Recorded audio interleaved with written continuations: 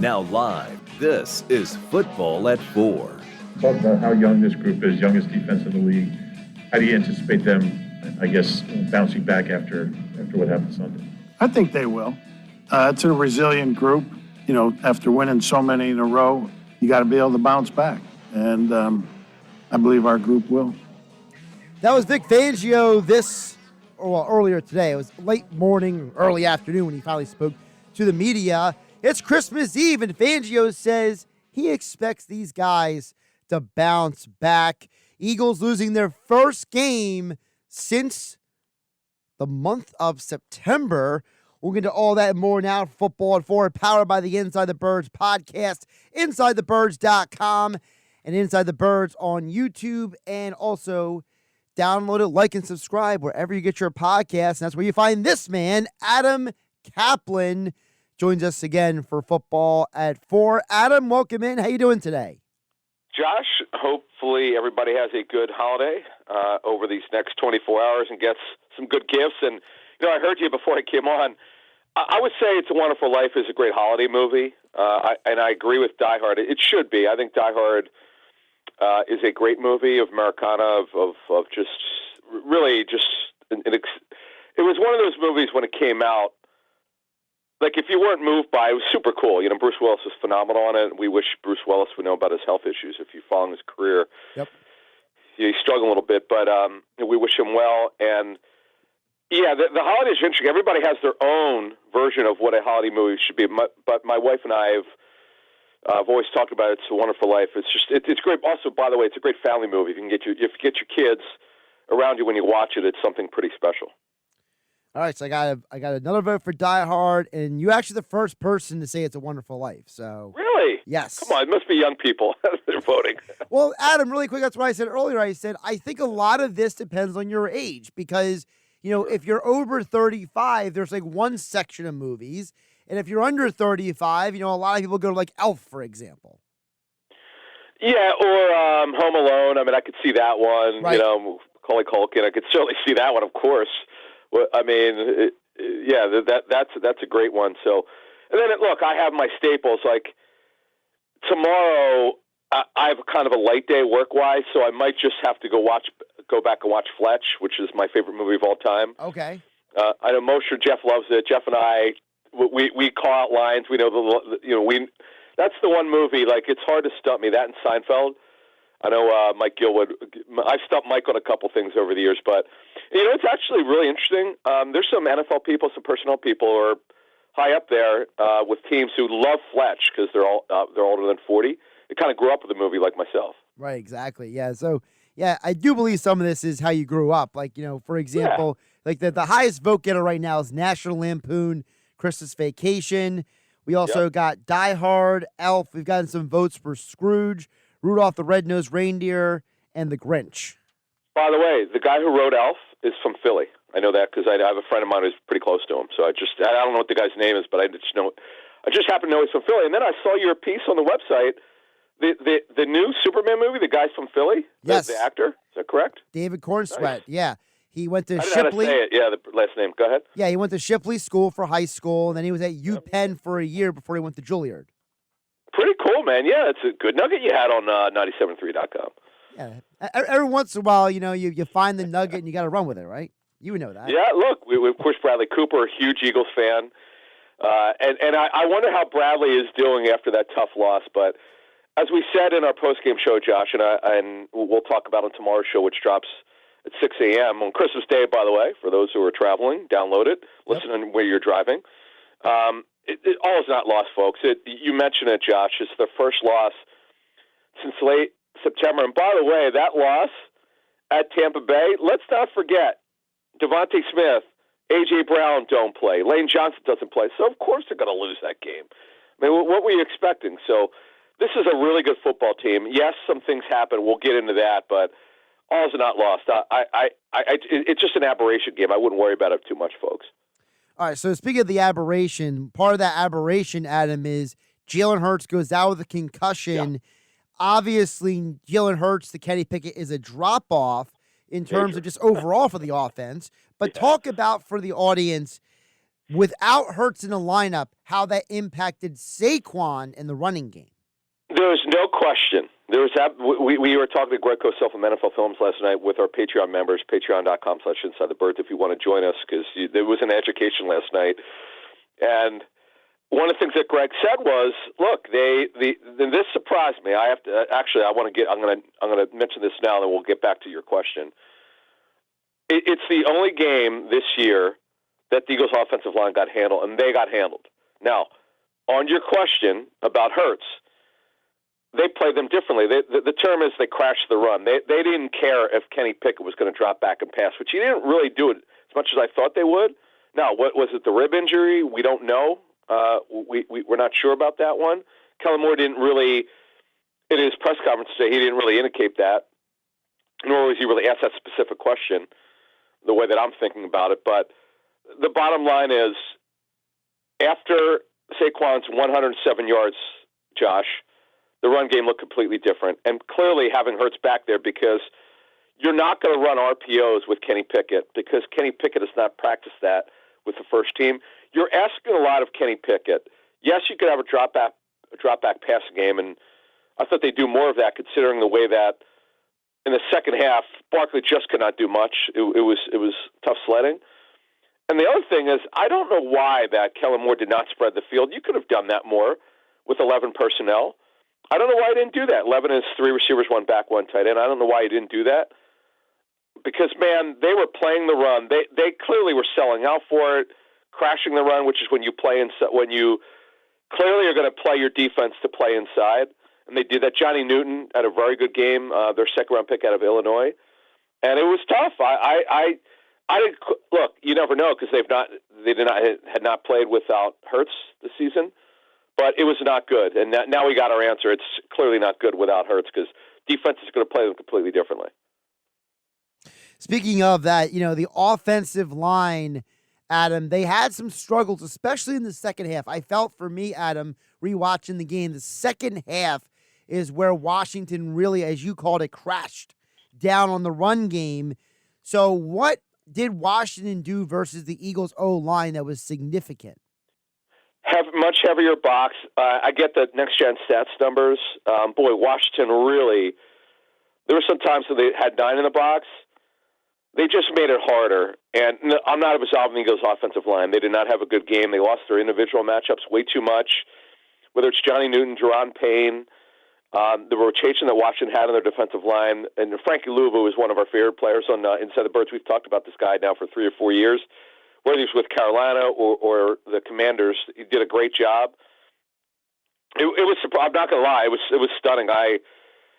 We got more information over the last 48 hours, kind of what happened, and everything they tried to do against the Eagles' offensive line. Shockingly, the Eagles' offensive line didn't pick it up. And by the way, we also have to mention the tight ends did not block well. I'm being nice about it. They had the worst game blocking this season. Speaking of the offense, Adam, let's wrap it up with this. Kellen Moore. Now, I personally, Adam, had given compliments to him throughout the 10-game winning streak, that there were multiple games where he made great in-game adjustments. But it felt like on Sunday, they didn't adjust as well to the issues with the running game in the second half. I would agree. And, Josh, here's the thing.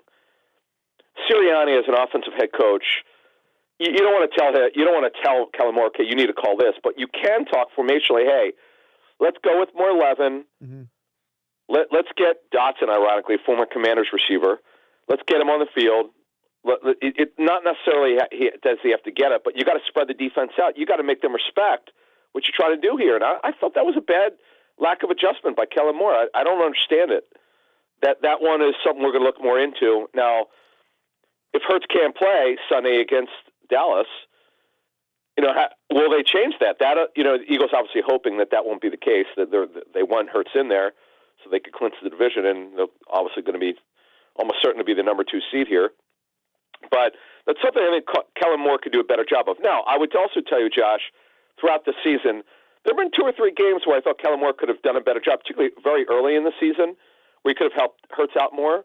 But overall, he's done a solid job. And remember, this is his first year work with Jalen Hurts, and there are going to be some challenges. But this was not a great game for him. Now, I get it. He loses his quarterback, and when you have a sudden change like that, that's hard to do. I'm not saying it's not. It is very difficult. And I would say with Kenny Pickett, yes, it was mixed results. People are way too hard on him.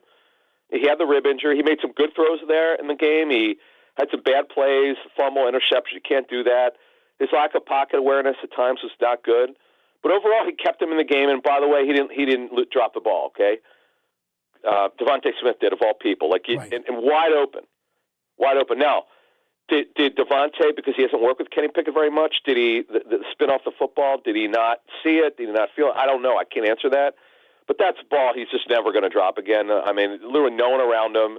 Ball's right in his hands. And then Barkley dropped one. A.J. Brown, there was one I'm sure A.J. should have had. He probably would say that.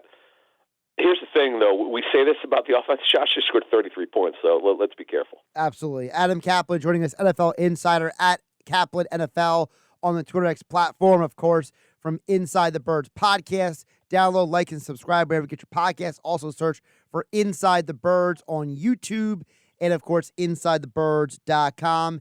Adam, let's flip it over to the defense. We heard from Fangio at the top of the hour here. He admitted they had to blitz more because the pass rush wasn't getting there. The first time they played Washington, Adam, the front four was getting there. This time they had some struggles. Yeah, now that first matchup in Philly, remember, Jaden Daniels was really struggling with that rib injury. There were a number of throws where he didn't drive it because I just don't think he could spin it like he wanted to. And then in this game, he was phenomenal. Had a couple bad plays, but overall, he was really, really good. And let's not forget, Josh Sweat missed 37 snaps. That clearly impacted them. Not having, obviously, Brandon Graham, this showed up, in the game. And as you went farther in this game, they just could not get to him. Now, first half, Josh, the Eagles defense played really well. Very disciplined. Second half, not so disciplined. Fourth quarter, I don't know what they seemed to. It's really weird. The first three quarters, the Eagles dominated time possession. Overall, they did, but the defense was on the field a lot in the fourth quarter, and they seemed gassed. Like it was just weird. I don't quite understand it. I'm not the only one who thinks that way. I ran it by someone who would kind of know, and they didn't disagree. The rotation, obviously, at edge was a problem without Josh Sweat. Jordan Davis missed time. Nakobe Dean missed a little time. I think this actually, you add all this up, this is why the defense sort of regressed overall during the game. The thing that surprised me, Josh, was the communication, which has, by the way, been lights out this season. We've detailed it on Inside the Tape with Greg Cosell all season. The communication, the coaching, by the way, which has been great. Now, let's not forget C.J. Gardner-Johnson getting thrown out and Tristan McCollum being thrown in there in game. That was a problem. There's no question. Communication was lacking on the back end a little bit. And Olamide Zaccheaus, I don't know why the Eagles didn't re-sign him. That was a mistake.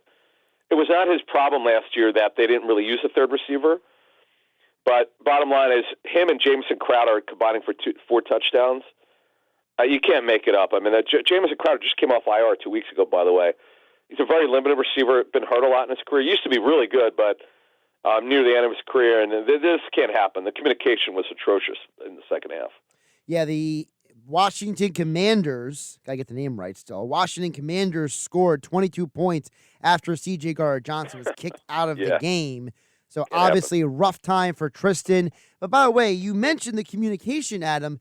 You saw in that final touchdown, I mean, you saw Blankenship and Bourne still talking when the ball was being hiked. You saw Darius have to run off the field because they would have had 12 men on the field on the Olamide Zaccheaus touchdown. Like, there were moments where it was obvious that the communication was, this was the first time I can remember, Adam, them having communication problems since last season. Yeah, when it was a joke. Yeah, Gardner-Johnson leaving when he did, that really hurt them. There's no question about it. He wound up missing 46% of the snaps, 31 snaps overall. That crushed them. Tristan McCollum's been a nice story, by the way. His brother Zion is with the Buccaneers, but he's one of the tallest safeties in the National Football League. It's rare to have a safety at nearly 6'3". But yeah, it's really hard in game, no doubt about it. They just had a series of gaffes, which, again, we don't see this from this team, but the overall lack of discipline, Josh, we need to mention. 10 penalties were accepted, Josh. Don't forget that there were other penalties that were not. That's not like this team. Yeah, they've had 3 or 4 games where the penalty numbers were higher than what you would find acceptable. But this was just one of these games where all the problems that they had, okay, they still should have won it. And quite frankly, had Hurts not gotten hurt, I mean, they could have won by easily double digits. But hey, they didn't. They'll look back at this game, and their chance to get the number 1 seed's pretty much out the door. It's almost certain, not a lot, but it's close to it, that they're going to be the number 2 seed. They're going to win the division. They could host 2 home games, certainly in the playoffs, and depending obviously what happens with Minnesota and Detroit.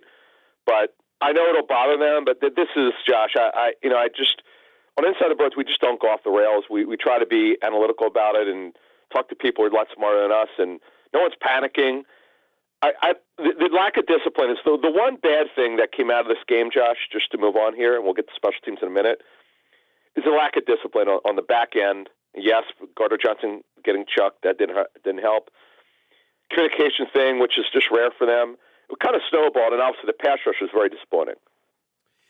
Adam, really quick before we get to the special teams, I did want to touch on with you because another part of the discipline was all the missed tackles. And I know Pro Football Focus this year has rated the Eagles one of the better tackling teams, and this was arguably their worst tackling game since the Bucs game.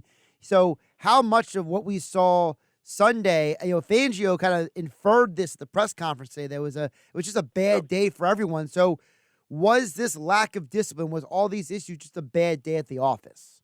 I think it was a bad day at the office, Josh. Now, if you go back to start the season, they had some tackling issues against Green Bay in the game of Brazil that they won. The Atlanta game against Bijan Robinson. They had a number of games early in the season. Then they corrected it, and then they were just lights out against the run.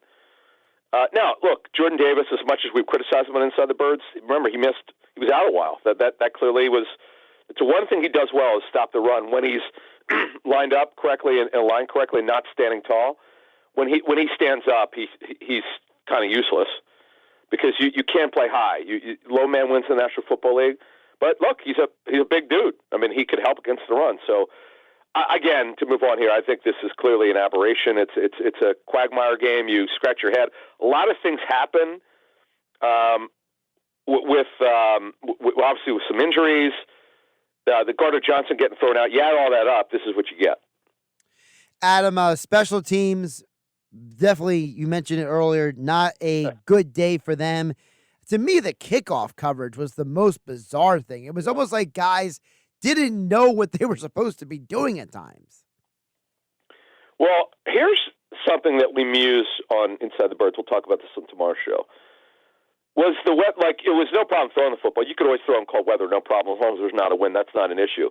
But with a heavier ball trying to kick it, was that affecting Braden Mann with a short kickoffs? I don't know. Jake Elliott, now, he had the 56-yarder was short. That was bizarre. It was right down the middle, but then it was short. That was surprising, but yet he had 24, 40, 50, and 40-yarder. So I don't know I don't get that one with Jake Elliott. But look, he did hit 4 field goals, so that was encouraging. The kickoff coverage was atrocious, Josh. It was terrible. Luke McCaffrey, Christian McCaffrey's younger brother, did a really good job. Pretty aggressive returner, by the way. Now, don't forget Will Shipley, who's one of the coverage people, one of the fastest ones. Remember, he was lost early in the game due to the concussion, so that impacted their coverage teams. There's no doubt about it. It's one of these things, man. It isn't crazy, Josh. All 3 phases of their team had issues. Offensive line on offense, tackling, coverage gaffes, and then special teams coverage. And Braden Mann's punts weren't great either. We should also mention that. All right, Adam, before I let you go, we can't overlook the fact that this Sunday's Eagles game has been moved. The time it is now 1 p.m., no longer 4:25. And to the chagrin of many Eagle fans, it is going to be Davis and Greg Olsen again calling the game on Fox. Oh, is it? I didn't know that. Okay, I love. Good luck. I know Greg a little bit. I was there. He had a tryout in 2017 for ESPN during a bye week, and I met him there. And when I see him, I say hello. He's a really good guy, really good broadcaster. I know. By the way, how about Olsen going on X? Yes. And responding to that? I was kind of surprised. I was like, really, he look, Joe Davis. I don't know what happened with he barely mentions that Hurts has the concussion.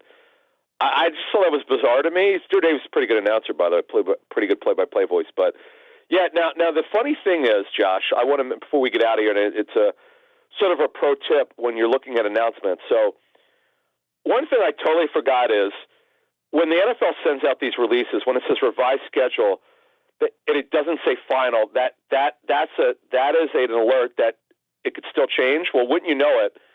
They had already revised the Week 17 schedule, and then they sent out this release, and it said final.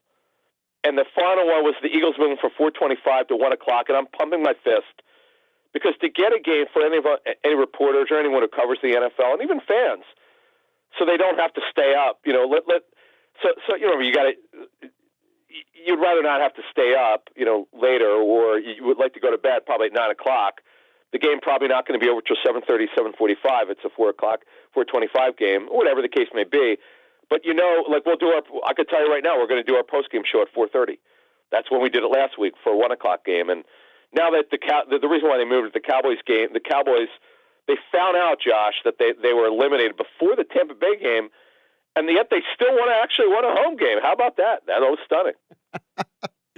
That is absolutely wild. By the way, for me, selfishly, I love the nap in between the 4:25 game and the Sunday Night Football game. That is a lot easier to have that nap, Adam, when the Eagles play at 1 for me. So, well, I get it. Look, I'm loving it. Now, just one more thing. Yep. Every game next week, there's no time or day. It's either Saturday or Sunday the Eagles will play. All 16 games, all 32 teams don't know when they're going to play. We will find out Sunday night.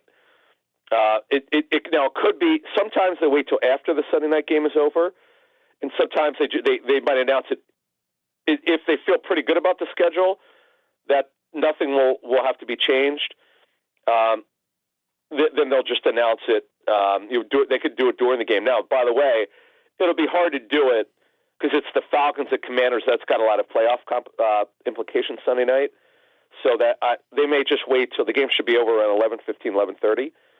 So that's when we might find out. But the bottom line is there's not a lot good right now. We know for the most part, as long as the Eagles take care of business and win, it's really not going to matter. And they should be resting players, by the way, in Week 18 if they clinch on Sunday. For more great insights on the Eagles, check out the Inside the Birds podcast. Like, download, subscribe where you get your podcasts. Also, Inside the Birds on YouTube, InsideTheBirds.com. And he is Adam Caplan at Caplan NFL on the Twitter X platform. Adam, Merry Christmas. Enjoy the holiday, and we'll talk soon. Same to you. Thanks.